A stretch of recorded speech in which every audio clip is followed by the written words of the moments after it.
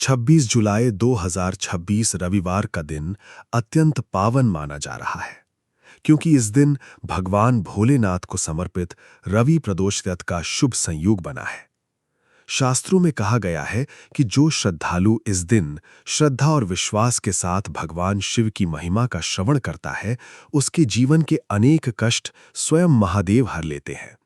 ऐसा माना जाता है कि प्रदोष काल में भगवान शिव कैलाश पर्वत पर समस्त देवी देवताओं के साथ आनंद तांडव करते हैं, और उसी समय जो भक्त उनका स्मरण करता है, उसकी पुकार सीधे भगवान शिव तक पहुंचती है। इसलिए यदि आप भी अपने जीवन में सुख, शांति, धन, संतान, स्वास्थ्य, विवाह या किसी भी मनोकामना की पूर्ति चाहते हैं, तो आज की ये पावन कथा अंत तक अवश्य सुनिए। लेकिन कथा आरंभ करने से पहले हाथ जोड़कर सच्चे मन से ओम नमः शिवाय का जाप अवश्य करें और मन ही मन भगवान भोलेनाथ से प्रार्थना करें कि वे आपकी सभी उचित इच्छाओं को पूर्ण करें। कहते हैं, जब भक्त का मन सच्चा होता है, तब महादेव को प्रसन्न होने में एक क्षण भी नहीं लगता। आज की कथा केवल एक कहानी नहीं, बल्कि श्रद्धा, विश्वास, धैर्य और भगवान शिव की असीम कृपा का ऐसा अद्भुत प्रसंग है, जिसे सुनने मात्र से मन में नई ऊर्जा का संचार होता है। बहुत समय पहले विंध्य पर्वत की तलहटी में स्थित एक सुंदर नगर था। उस नगर का नाम था शिवपुर। नगर समृद्ध था, लोग धर्मपरायण थे और प्रत्येक घर से सुबह शाम भगवान शिव के नाम का उच्चारण सुनाई देता था। उसी नगर में एक निर्धन ब्राह्मण परिवार रहता था। परिवार में ब्राह्मण, उनकी धर्मपत्नी और उनका एक पुत्र था जिसका नाम सोमदत्त था। निर्धनता इतनी अधिक थी कि कई बार पूरे परिवार को एक समय का भोजन भी नसीब नहीं होता था। फिर भी उस परिवार ने कभी धर्म का मार्ग नहीं छोड़ा। ब्राह्मण प्रतिदिन प्रातःकाल स्नान कर भगवान शिव का अभिषेक करते, बिल्वपत्र अर्पित करते और फिर नगर में जाकर भिक्षा मांगते। जो कुछ मिलता उसी से पूरे परिवार का पालन होता। उनकी पत्नी भी अत्यंत पतिव्रता और शिवभक्त थी। वह प्रतिदिन मिट्टी से एक छोटा शिवलिंग बनाकर उसकी पूजा करती और महादेव से केवल एक ही प्रार्थना करती कि हे नीलकंठ, हमें धन नहीं चाहिए, केवल इतना आशीर्वाद दीजिए कि हमारा विश्वास कभी कम न हो। समय बीतता गया, लेकिन परिवार की कठिनाइयां बढ़ने के बजाय और बढ़ती चली गई। एक वर्ष ऐसा आया जब पूरे प्रदेश में भयंकर अकाल पड़ गया। खेत सूख गए, नदियों का जल कम हो गया और नगर में भिक्षा मिलना भी लगभग बंद हो गया। कई दिनों तक परिवार केवल जल पीकर अपना जीवन चलाता रहा। एक दिन ब्राह्मण अत्यंत निराश होकर घर लौटे। उनके हाथ बिल्कुल खाली थे। उन्होंने अपनी पत्नी से कहा, लगता है अब हमारी परीक्षा की सीमा समाप्त होने वाली है। शायद भगवान भी हमारी पुकार नहीं सुन रहे। यह सुनते ही उनकी पत्नी ने मुस्कुराकर कहा, स्वामी, ऐसा मत कहिए। महादेव कभी अपने भक्तों की परीक्षा व्यर्थ नहीं लेते। जो जितना धैर्य रखता है, उसे उतना ही बड़ा फल मिलता है। हमें विश्वास नहीं छोड़ना चाहिए। यह सुनकर ब्राह्मण की आंखों में आंसू आ गए। उन्होंने पुनः शिवलिंग के सामने दीपक जलाया और मन ही मन भगवान शिव से क्षमा मांगी। उसी रात ब्राह्मण को एक अद्भुत स्वप्न दिखाई दिया। उन्होंने देखा कि कैलाश पर्वत दिव्य प्रकाश से जगमगा रहा है। भगवान शिव सिंहासन पर विराजमान है और माता पार्वती उनके समीप बैठी हैं। चारों ओर देवताओं का समूह उपस्थित है। तभी भगवान शिव मुस्कुराते हुए ब्राह्मण से कहते हैं, वत्स, तुम्हारी भक्ति से मैं अत्यंत प्रसन्न हूं। तुम्हारे जीवन की कठिनाइयां शीघ्र समाप्त होंगी, लेकिन उसके लिए तुम्हें आने वाले रविवार के प्रदोष काल में श्रद्धापूर्वक रवि प्रदोष व्रत करना होगा। उस दिन मेरी कथा सुनना और दूसरों को भी सुनाना। जो भी इस व्रत को सच्चे मन से करेगा, उसके जीवन से दरिद्रता, रोग, भय और बाधाएं दूर हो जाएंगी। इतना कहकर भगवान शिव अंतर्ध्यान हो गए। ब्राह्मण की आंख खुली तो उनके पूरे शरीर में रोमांच छा गया। उन्होंने तुरंत अपनी पत्नी को यह स्वप्न सुनाया। पत्नी की आंखों में आनंद के आंसू आ गए। उसने कहा, देखा स्वामी, मैंने कहा था ना कि महादेव अपने भक्तों को कभी नहीं छोड़ते। रविवार का दिन निकट आने लगा, लेकिन एक नई चिंता सामने खड़ी थी। घर में पूजा के लिए न दूध था, न फल, न पुष्प और न ही कोई विशेष सामग्री। ब्राह्मण सोचने लगे कि बिना सामग्री के व्रत कैसे होगा। तभी उनकी पत्नी ने कहा, भगवान को वस्तुओं से नहीं, भाव से प्रसन्न किया जाता है। यदि हमारे पास केवल जल है तो उसी से अभिषेक करेंगे। यदि बिल्वपत्र नहीं मिलेंगे तो मन से अर्पित करेंगे। यदि फल नहीं है तो अपनी श्रद्धा अर्पित करेंगे। महादेव तो भोलेनाथ हैं, वे भाव के भूखे हैं। ये सुनकर ब्राह्मण का मन शांत हो गया। अगले दिन प्रातःकाल पूरा परिवार नदी किनारे पहुंचा। उन्होंने स्नान किया, स्वच्छ वस्त्र धारण किए और जंगल में बिल्वपत्र खोजने लगे। काफी देर बाद उन्हें एक पुराना बिल्व वृक्ष दिखाई दिया। उसके नीचे बैठे एक वृद्ध साधु ध्यान में लीन थे। ब्राह्मण ने विनम्रता से उन्हें प्रणाम किया। साधु ने आंखें खोली और मुस्कुराकर पूछा, वत्स, किस उद्देश्य से आए हो? ब्राह्मण ने अपनी पूरी कहानी सुना दी। साधु कुछ क्षण मौन रहे, फिर बोले, तुम्हारा भाग्य बदलने का समय आ गया है। याद रखो, प्रदोष व्रत केवल उपवास का नाम नहीं है, ये मन के अहंकार का त्याग है, ये विश्वास की परीक्षा है। जब मनुष्य अपनी परिस्थितियों से ऊपर उठकर भगवान पर भरोसा करता है, तभी ईश्वर उसके जीवन में चमत्कार करते हैं। आज मैं तुम्हें एक रहस्य बताता हूं। प्रदोष काल में स्वयं भगवान शिव अपने प्रत्येक भक्त की भावना को देखते हैं। उस समय की गई प्रार्थना कभी व्यर्थ नहीं जाती। लेकिन एक बात का विशेष ध्यान रखना, व्रत करते समय किसी के प्रति ईर्ष्या, क्रोध या छल का भाव मन में नहीं आना चाहिए। शुद्ध मन से किया गया एक छोटा सा दीपदान भी हजारों यज्ञों के समान फल देता है। ये सुनकर ब्राह्मण और उनकी पत्नी ने श्रद्धापूर्वक साधु के चरण स्पर्श किए।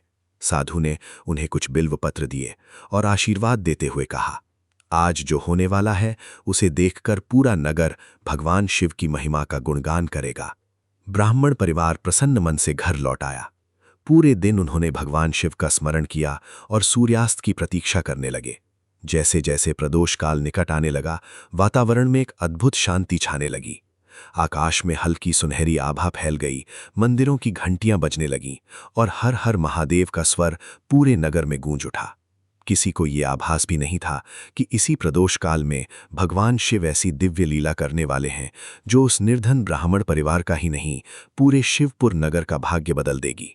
आखिर उस पावन संध्या में ऐसा क्या हुआ कि स्वयं देवताओं ने भी महादेव की इस कृपा को प्रणाम किया? क्या ब्राह्मण परिवार की वर्षों पुरानी दरिद्रता समाप्त हो गई? और क्यों आज भी रवि प्रदोष व्रत की ये कथा करोड़ों भक्तों को श्रद्धा और विश्वास का संदेश देती है? इसका अद्भुत और रोमांचकारी प्रसंग हम कथा के अगले भाग में जानेंगे। संध्या का समय धीरे धीरे निकट आ रहा था।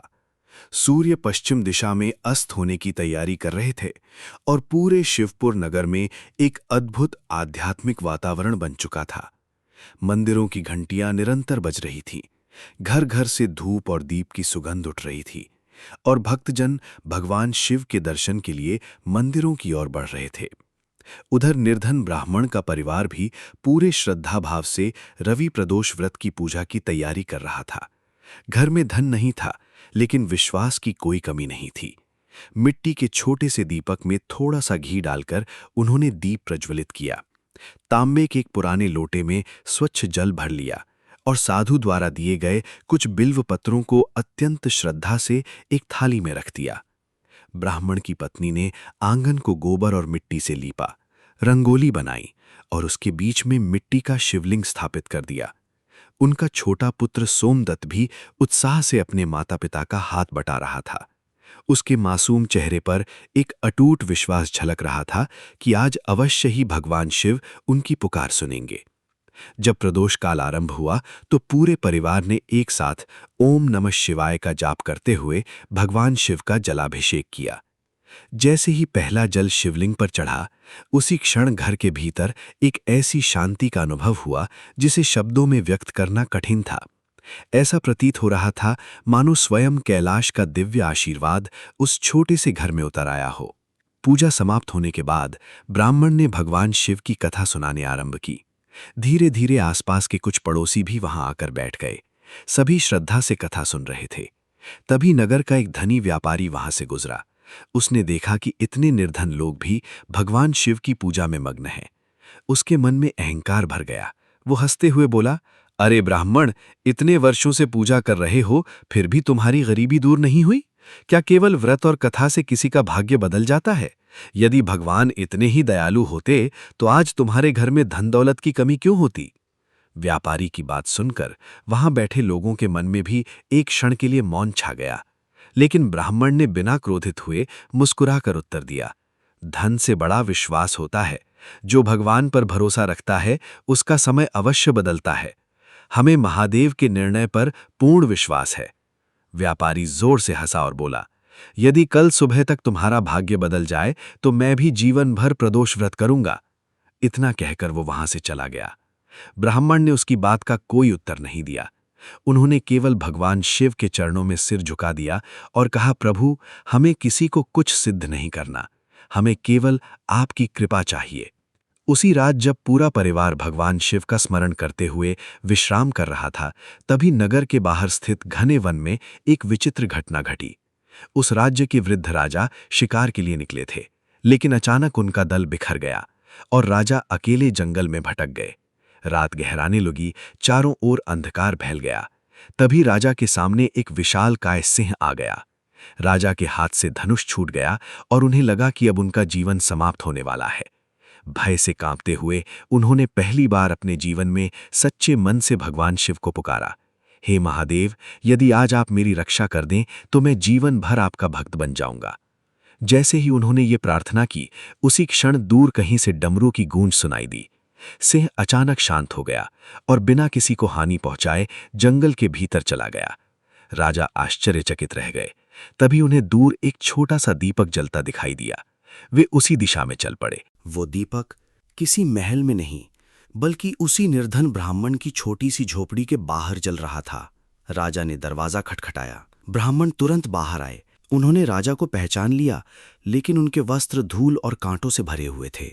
ब्राह्मण ने बिना किसी औपचारिकता के उन्हें भीतर बैठाया, उनके पैर धोए, पीने के लिए जल दिया और जो थोड़ा बहुत सूखा अन्न घर में बचा था वही प्रेम पूर्वक उनके सामने रख दिया। ब्राह्मण की पत्नी ने भी पूरे सम्मान से अतिथि सेवा की। राजा ये देखकर भावुक हो उठे। उन्होंने मन ही मन सोचा, जिस परिवार के पास स्वयं खाने के लिए पर्याप्त भोजन नहीं है, वो भी अपने अतिथि को भगवान का रूप मानकर सेवा कर रहा है। यही सच्चा धर्म है। भोजन के बाद राजा ने पूछा, ब्राह्मण देव, इतनी गरीबी में भी आपके चेहरे पर दुख नहीं दिखता, इसका रहस्य क्या है? ब्राह्मण ने शांत स्वर में उत्तर दिया, राजन, जिसने भगवान शिव को अपना सहारा बना लिया, उसके जीवन में निराशा के लिए कोई स्थान नहीं रहता। कठिन समय भी उनकी कृपा का ही एक रूप होता है। राजा पूरी रात वहीं रुके। रात के अंतिम प्रहर में उन्हें फिर वही दिव्य स्वप्न दिखाई दिया। उन्होंने देखा कि भगवान शिव स्वयं उनके सामने प्रकट होकर कह रहे हैं, राजन, आज जिस ब्राह्मण ने तुम्हारी सेवा की है वो मेरा परम भक्त है। उसकी परीक्षा अब समाप्त हो चुकी है। प्रातःकाल होते ही तुम उसका सम्मान करना और उसकी सहायता करना। जो भक्त मेरे नाम पर निस्वार्थ सेवा करता है उसकी रक्षा मैं स्वयं करता हूँ। राजा ने तुरंत भगवान शिव को प्रणाम किया। उनकी आंख खुली तो उनका हृदय भक्ति से भर चुका था। उधर उसी समय ब्राह्मण को भी स्वप्न में वही दिव्य साधु दिखाई दिए जिन्होंने कहा था, वत्स, धैर्य रखने वालों को भगवान कभी निराश नहीं करते। सूर्योदय के साथ तुम्हारे जीवन में नया अध्याय आरंभ होगा। प्रातःकाल होते ही पूरे नगर में ये समाचार फैल गया कि राजा सकुशल लौट आए हैं और उन्होंने रात एक निर्धन ब्राह्मण के घर बिताई। ये सुनकर वही धनी व्यापारी भी वहां पहुंच गया जिसने पिछली शाम ब्राह्मण का उपहास किया था। उसे विश्वास ही नहीं हो रहा था कि राजा स्वयं उस झोपड़ी में उपस्थित हैं। राजा ने सबके सामने ब्राह्मण और उसकी पत्नी की उदारता, भक्ति और अतिथि सेवा की प्रशंसा की। उन्होंने कहा, मैंने अपने जीवन में अनेक धनी लोगों के महल देखे हैं, लेकिन इतना बड़ा हृदय पहली बार देखा है। ये परिवार वास्तव में भगवान शिव का प्रिय भक्त है। व्यापारी का सिर शर्म से झुक गया। उसे अपनी भूल का एहसास होने लगा। लेकिन ये तो केवल भगवान शिव की लीला की शुरुआत थी।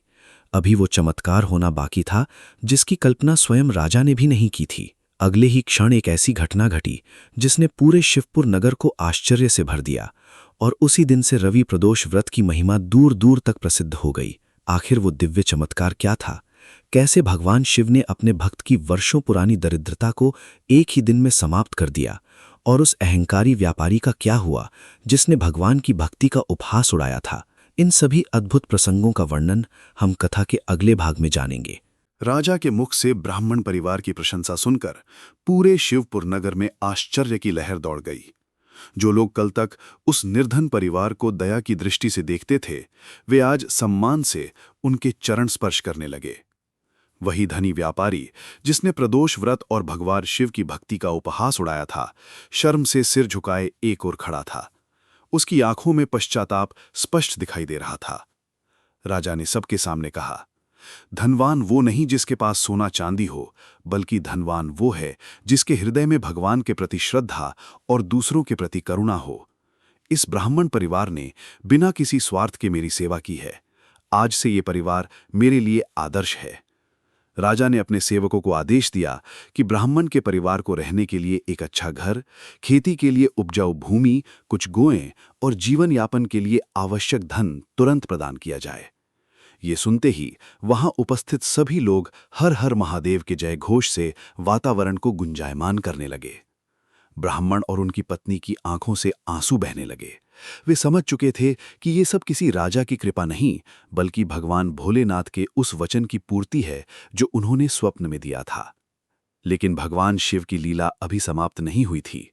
उसी समय राज दरबार का एक सैनिक तेजी से वहां पहुंचा और राजा को सूचना दी कि कई वर्षों से राज्य की सीमा पर जो सूखा पड़ा हुआ था, वहां अचानक वर्षा शुरू हो गई है।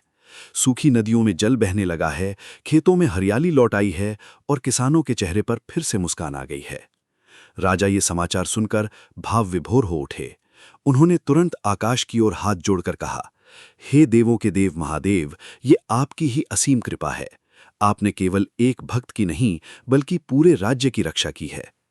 नगर के बुजुर्गों ने कहा, जब किसी राज्य में सच्चे भक्त रहते हैं, तब भगवान उस पूरे प्रदेश पर अपनी कृपा बरसाते हैं। ये बात सुनकर हर व्यक्ति के मन में भगवान शिव के प्रति श्रद्धा और भी गहरी हो गई। लोगों ने उसी दिन निश्चय किया कि अब प्रत्येक प्रदोष व्रत पर वे शिवालय में एकत्र होकर भगवान शिव की आराधना करेंगे और उनकी कथा का श्रवण करेंगे। उधर वही अहंकारी व्यापारी, जो अपने धन के कारण स्वयं को सबसे बड़ा समझता था, भीतर ही भीतर टूट चुका था। उसे पूरी रात नींद नहीं आई। बार बार उसे ब्राह्मण के वे शब्द याद आ रहे थे, धन से बड़ा विश्वास होता है। अगले दिन वो अकेला भगवान शिव के मंदिर पहुंचा। उसने पहली बार अपने जीवन में सच्चे मन से शिवलिंग पर जल चढ़ाया और रोते हुए बोला, हे भोलेनाथ, मैंने अहंकार में आकर आपके भक्त का अपमान किया, मुझे क्षमा कर दीजिए। मैंने धन को ही सब कुछ समझ लिया था, लेकिन आज समझ में आया कि आपकी कृपा के बिना कोई भी धन स्थायी नहीं है। उसी समय मंदिर के पुजारी ने उसे समझाया, पुत्र, भगवान शिव आशुतोष हैं। वे अपने भक्तों की छोटी सी प्रार्थना भी स्वीकार कर लेते हैं। यदि पश्चाताप सच्चा हो तो वे बड़े से बड़ा अपराध भी क्षमा कर देते हैं। व्यापारी ने उसी क्षण संकल्प लिया कि वो हर रवि प्रदोष व्रत का पालन करेगा, गरीबों की सहायता करेगा और कभी किसी का अपमान नहीं करेगा। धीरे धीरे उसके जीवन में भी परिवर्तन आने लगा। उसका व्यापार पहले से अधिक बढ़ा, लेकिन इस बार उसके मन में अहंकार नहीं, बल्कि विनम्रता थी। वो अपनी आय का एक भाग शिव मंदिर और जरूरतमंद लोगों की सेवा में लगाने लगा। नगर के लोग कहते थे कि भगवान शिव ने उसके धन से पहले उसके मन को समृद्ध बनाया। कुछ समय बाद वही वृद्ध साधु जिन्होंने ब्राह्मण को बिल्व पत्र दिए थे, एक बार फिर शिवपुर आए। इस बार पूरा नगर उनके दर्शन के लिए उमड़ पड़ा। राजा स्वयं नंगे पैर चलकर उनके पास पहुंचे और प्रणाम किया। ब्राह्मण परिवार ने भी श्रद्धा से उनका स्वागत किया। साधु मुस्कुराए और बोले, वत्सों, क्या अब भी तुम्हें लगता है कि भगवान अपने भक्तों को भूल जाते हैं? ब्राह्मण ने विनम्रता से उत्तर दिया, गुरुदेव, अब हमें समझ में आ गया कि भगवान कभी देर नहीं करते। वे सही समय पर वही देते हैं जो हमारे लिए सबसे उत्तम होता है। साधु ने कहा, यही प्रदोष व्रत का सबसे बड़ा संदेश है। जो मनुष्य कठिन परिस्थितियों में भी विश्वास नहीं छोड़ता, भगवान शिव उसकी परीक्षा अवश्य लेते हैं, लेकिन अंत में उसका हाथ भी स्वयं पकड़ते हैं। याद रखो, प्रदोष व्रत केवल एक दिन का उपवास नहीं, बल्कि जीवन भर सत्य, धैर्य, सेवा और श्रद्धा के मार्ग पर चलने का संकल्प है। ये कहकर साधु ने सबको आशीर्वाद दिया और कुछ ही क्षणों में वहां से ऐसे चले गए जैसे वे कोई साधारण मनुष्य नहीं, बल्कि स्वयं भगवान शिव के दूत हों। उस दिन के बाद शिवपुर नगर पूरी तरह बदल गया। पहले जहां लोग धन और पद के आधार पर एक दूसरे का सम्मान करते थे, अब वहां भक्ति, सेवा और सदाचार को सबसे बड़ा स्थान मिलने लगा। हर रविवार जब भी प्रदोष व्रत आता, पूरा नगर मिलकर भगवान शिव का अभिषेक करता, दीप जलाता और इस ब्राह्मण परिवार की कथा सुनता। बच्चों को बचपन से ही ये शिक्षा दी जाती कि कभी किसी निर्धन या असहाय व्यक्ति का उपहास नहीं करना चाहिए, क्योंकि भगवान की कृपा कब किस पर बरस जाए ये कोई नहीं जानता। धीरे धीरे ये कथा आसपास के राज्यों में भी प्रसिद्ध हो गई। दूर दूर से लोग रवि प्रदोष व्रत करने और भगवान शिव की कृपा प्राप्त करने के लिए शिव पुराने लगे। कई भक्तों ने अपनी जीवन में चमत्कारिक परिवर्तन का अनुभव किया। किसी का वर्षों पुराना रोग दूर हुआ, किसी के घर संतान का जन्म हुआ, किसी का विवाह संपन्न हुआ तो किसी के व्यापार में उन्नति हुई। लोग इन घटनाओं को भगवान शिव की असीम कृपा मानते और श्रद्धा के साथ ओम नमः शिवाय का जाप करते। समय बीतता गया, लेकिन उस ब्राह्मण परिवार की विनम्रता कभी नहीं बदली। धन और सम्मान मिलने के बाद भी वे पहले की तरह प्रतिदिन प्रातःकाल भगवान शिव का अभिषेक करते, जरूरतमंदों की सहायता करते और आने वाले प्रत्येक अतिथि का भगवान के रूप में स्वागत करते। वे हमेशा कहते, हमें जो कुछ मिला है वो केवल महादेव की कृपा है। उनकी ये विनम्रता देखकर स्वयं राजा भी प्रेरणा लेते थे। लेकिन भगवान शिव अपने भक्तों की महिमा केवल यहीं तक सीमित नहीं रखना चाहते थे। एक दिन कैलाश पर्वत पर माता पार्वती ने भगवान शिव से एक ऐसा प्रश्न पूछा जिसके उत्तर में महादेव ने रवि प्रदोष व्रत का ऐसा दिव्य रहस्य बताया जिसे सुनकर स्वयं देवता भी आश्चर्यचकित रह गए। उन्होंने बताया कि इस व्रत का वास्तविक फल किसे मिलता है, कौन सी छोटी सी भूल पूरे व्रत का पुण्य कम कर सकती है और क्यों प्रदोष काल का एक क्षण भी अत्यंत दुर्लभ माना गया है। यही दिव्य रहस्य और इस कथा का अत्यंत भावपूर्ण समापन हम अगले और अंतिम भाग में जानेंगे। कैलाश पर्वत पर एक दिन माता पार्वती ने भगवान शिव से अत्यंत विनम्रता के साथ प्रश्न किया, हे प्रभु, मैंने अनेक भक्तों को प्रदोष व्रत करते देखा है। कोई धन की कामना से करता है, कोई संतान सुख के लिए, कोई रोगों से मुक्ति चाहता है, तो कोई केवल आपकी भक्ति प्राप्त करने के लिए इस व्रत का पालन करता है। लेकिन क्या प्रत्येक व्यक्ति को इस व्रत का समान फल प्राप्त होता है? और ऐसा कौन सा रहस्य है जिसके कारण रवि प्रदोष व्रत को इतना श्रेष्ठ माना गया है? माता पार्वती का ये प्रश्न सुनकर भगवान शिव मंद मंद मुस्कुराए। उनके मुख से निकलने वाला प्रत्येक शब्द अमृत के समान था। उन्होंने कहा, देवी, संसार में कोई भी व्रत तभी पूर्ण फल देता है जब उसके साथ श्रद्धा, सत्य, करुणा और निष्काम भाव जुड़ा हो। केवल शरीर को भूखा रखने से व्रत सिद्ध नहीं होता। यदि मन ईर्ष्या, अहंकार, छल और क्रोध से भरा हो तो हजारों व्रत भी अपना पूर्ण फल नहीं दे पाते। लेकिन जो भक्त सच्चे मन से प्रदोष काल में मेरा स्मरण करता है, दूसरों का भला चाहता है और अपने कर्मों को पवित्र रखने का प्रयास करता है, मैं स्वयं उसके जीवन के मार्ग से अनेक बाधाएं दूर कर देता हूं। रवि प्रदोष व्रत विशेष इसलिए है क्योंकि इसमें सूर्य की तेजस्वता और मेरी करुणा का अद्भुत संगम होता है।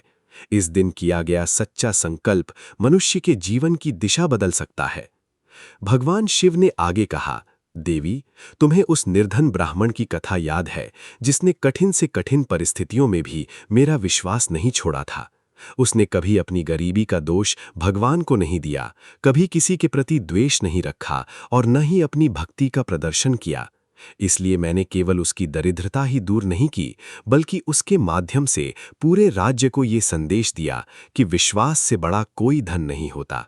संसार में अनेक लोग ऐसे हैं जो सुख मिलने पर भगवान को भूल जाते हैं और दुख आने पर भगवान को दोष देने लगते हैं। लेकिन जो व्यक्ति सुख और दुख दोनों में समान भाव से मेरा स्मरण करता है, वही मेरा सच्चा भक्त कहलाता है। ये सुनकर माता पार्वती बोली, नाथ, यदि कोई व्यक्ति धनवान न हो, पूजा की सारी सामग्री न जुटा सके, तो क्या उसका व्रत अधूरा माना जाएगा? भगवान शिव ने उत्तर दिया, नहीं देवी, यदि किसी के पास केवल एक लोटा जल हो, एक दीपक हो और हृदय में सच्ची श्रद्धा हो, तो वो मेरे लिए स्वर्ण से बने हजारों मंदिरों से भी अधिक प्रिय है। मैं वस्तुओं का नहीं, भाव का भूखा हूं। उसी समय कैलाश पर उपस्थित नारद मुनि ने भी भगवान शिव को प्रणाम करते हुए पूछा, हे महादेव, यदि कोई व्यक्ति अनजाने में भूल कर बैठे या प्रदोष व्रत पूरी विधि से न कर पाए, तो क्या उसे दोष लगता है? भगवान शिव ने अत्यंत सरल शब्दों में कहा, हे नारद, मैं अपने भक्तों के छोटे छोटे दोष नहीं देखता, मैं उनके मन की सच्चाई देखता हूं। लेकिन कुछ बातें ऐसी हैं जिनसे प्रत्येक साधक को बचना चाहिए। प्रदोष व्रत के दिन किसी का अपमान नहीं करना चाहिए, झूठ नहीं बोलना चाहिए, क्रोध पर नियंत्रण रखना चाहिए, माता पिता और गुरु का सम्मान करना चाहिए तथा अपनी सामर्थ्य के अनुसार दान और सेवा अवश्य करनी चाहिए। जो व्यक्ति इन बातों का पालन करता है, उसका व्रत शीघ्र फलदायी होता है। याद रखो, व्रत केवल पेट का नहीं बल्कि मन और वाणी का भी होना चाहिए। भगवान शिव के ये वचन सुनकर देवर्षि नारद भाव विभोर हो गए और उन्होंने तीनों लोकों में रवि प्रदोष व्रत की महिमा का प्रचार करने का संकल्प लिया। उधर पृथ्वी पर शिवपुर नगर में वर्षों बीत गए। ब्राह्मण परिवार अब संपन्न था, लेकिन उनका जीवन पहले जैसा ही सादा और धर्ममय था। वे प्रतिवर्ष रवि प्रदोष व्रत के दिन हजारों श्रद्धालुओं को भोजन कराते, भगवान शिव की कथा सुनाते और लोगों को यही संदेश देते कि कभी भी धन, पद या सफलता पर अहंकार नहीं करना चाहिए। उनका पुत्र सोमदत्त बड़ा होकर एक विद्वान और दयालु ब्राह्मण बना। उसने अपने माता पिता से सीखा कि सच्ची पूजा केवल मंदिर में नहीं बल्कि हर जरूरतमंद की सहायता करने में भी है। धीरे धीरे शिवपुर नगर धर्म, सेवा और भक्ति का एक बड़ा केंद्र बन गया। दूर दूर से लोग वहां केवल भगवान शिव के दर्शन के लिए ही नहीं बल्कि उस ब्राह्मण परिवार से प्रेरणा लेने भी आने लगे। कई लोगों ने स्वीकार किया कि जब जब उन्होंने श्रद्धा से रवि प्रदोष व्रत किया, उनके जीवन में कोई न कोई शुभ परिवर्तन अवश्य हुआ। किसी के घर वर्षों बाद संतान का जन्म हुआ, किसी का रुका हुआ कार्य पूर्ण हुआ, किसी का पारिवारिक विवाद समाप्त हुआ और किसी को मानसिक शांति प्राप्त हुई। लोग इन सब को भगवान भोलेनाथ की कृपा मानकर उनकी महिमा का गुणगान करते। शास्त्रों में भी कहा गया है कि प्रदोष काल वो दिव्य समय है जब भगवान शिव अपने भक्तों पर विशेष कृपा दृष्टि डालते हैं।